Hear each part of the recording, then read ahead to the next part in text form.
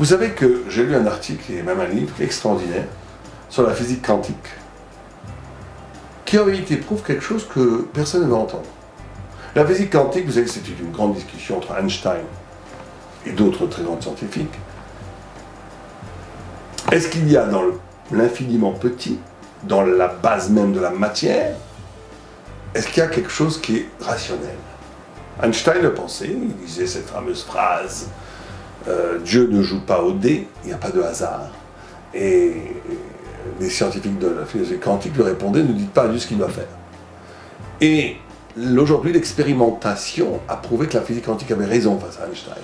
Et on arrive à des choses incroyables. On arrive que le fond de la matière, justement que la matière n'a pas de fond, que des particules dans le plus élémentaire, elles se déplacent sans prendre de temps. Elles peuvent être dans deux endroits en même temps. Elles peuvent parculer des milliards de kilomètres en faisant reculer le temps, en étant plus loin, en étant avant. Moi je vous dis des choses quand on les lit, et c'est prouvé scientifiquement. Elles peuvent être dans deux endroits en même temps, c'est l'ubiquité de la molécule, c'est incroyable. Au point où on n'arrive pas du tout à ce que les gens comprennent qu'on ne peut pas mesurer la vitesse de la molécule parce qu'on n'a pas les éléments de mesurer, c'est pas du tout ça. C'est une mauvaise compréhension de la physique quantique. C'est que la physique quantique démontre que le fond de la matière est spirituel. Et donc on est dans une matière sans fond, et que ce qui fonde cette matière elle-même sont des lois spirituelles qui échappent complètement aux lois matérielles. Et donc on a un état du monde comme un écrin, comme une couche, comme une croûte qui cache la véritable orchestration de l'être qui est éminemment spirituel. D'ailleurs, tous les grands physiciens quantiques n'étaient pas juifs, sont devenus mystiques, parce qu'ils découvraient au fond de la matière la lumière, une lumière qui est purement spirituelle. Et on les a traités presque un peu de mysticos. Mais ils le prouvaient, qu'est-ce qu'ils voulaient qu'ils fassent? Ils n'étaient pas du tout à l'origine spirituelle. Mais au bout de la science, ils ont découvert la spiritualité.